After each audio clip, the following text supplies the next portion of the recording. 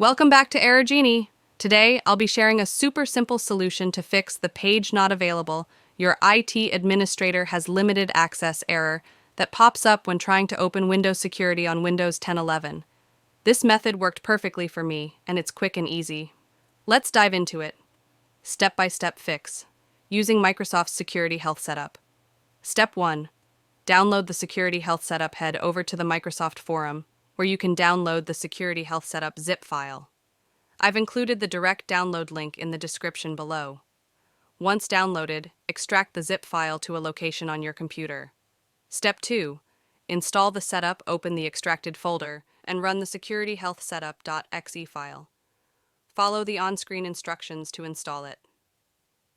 Step 3. Restart your PC. After the installation is complete, restart your computer. When your PC boots up, open Windows Security again, and you should now have full access to all areas without the error message. This solution worked like a charm for me, and I hope it does for you too.